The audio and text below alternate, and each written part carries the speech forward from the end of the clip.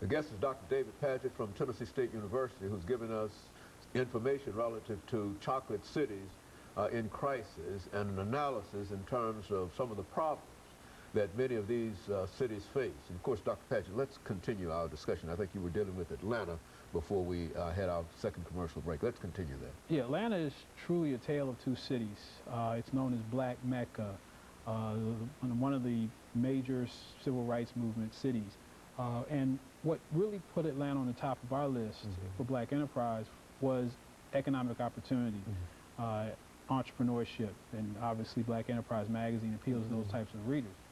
And what set our survey apart was that we actually had readers respond and tell what they thought, and then we combined that with statistical data. So one side of Atlanta is the wealthy, you know, the Gwinnett County, which is just part of the metro area.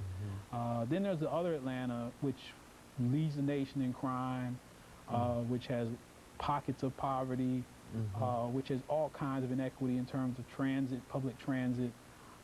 And so it's almost a two-faced city. But yet, Atlanta, again, never fails. I mean, more Black people moved to Atlanta over the past 10 years, I think, than any other city in the United States. I mean, Black African Americans have flocked there by the hundreds of thousands, literally. And so as long as Atlanta is a place where Black people see opportunity, they're going to go there. Is it going to spread throughout the entire Black population? Well, that remains to be seen. Now, Detroit, the next city, next chocolate city, is obviously you know, the home of Motown, but it's also the city that when we teach urban studies, it's always used as a model for urban decay. Detroit has been bleeding people. People have been leaving Detroit in droves. Detroit fell below 1 million people during this past census for the first time in 50 years. And it's literally, people are getting out of Detroit. It's like rats off of a sinking ship. Detroit, now with the automotive industry having its problems, things are getting even worse in Detroit. And they're they've got a young, dynamic mayor there, Kwame Kilpatrick. And he's young and he's energetic, and he's going to need to be energetic because that city has lots and lots of problems.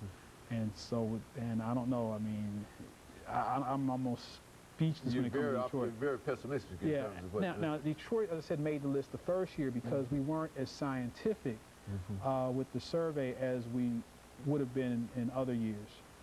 But Detroit performed poorly in almost all areas that we looked at. We looked at crime, we looked at economic opportunity, even cost of living.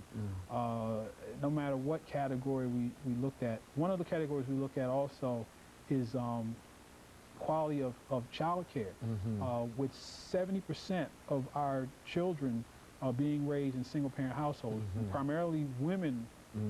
Child care is an issue in our community, and if a city is not making some moves or making child care readily available, good, and giving those opportunities to women, we're not going to be happy. And I think Detroit was one of those cities that performed very poorly in that regard.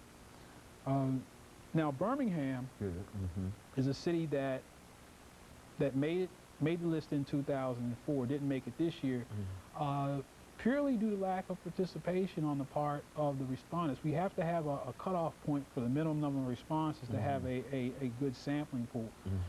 But the people who did respond responded very favorably for Birmingham. And if you think of it, it's really unusual. I mean, Birmingham was once known as Bombingham. It was once known as you know, just at least the last place you wanted to be Black in the United States, almost was Birmingham if you were going to live in a city, maybe 40 years ago. And now it's this, it seems to be more progressive.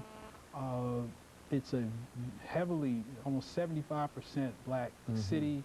It has its problems, and I'd probably say of all these cities, Birmingham is probably the least that's in crisis, but being in the South, being in this part of the country, they have issues going on there as far as health and economic opportunity, because this part of the country, we're in the heart attack corridor or the coronary corridor, And so Birmingham falls in that category.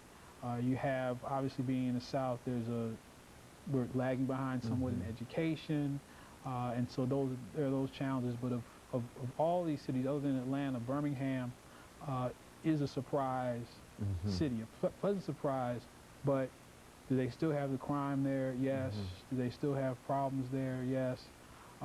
But it's the one city that might have some answers to some of the problems that we are seeing in some of these other cities. You know, Dr. Padgett, when you talk about all of these cities, it seems that this kind of information ought to be made known to those individuals who are talking about a new era in terms of moving beyond where we are and opportunities and et cetera. And I think Congress, we have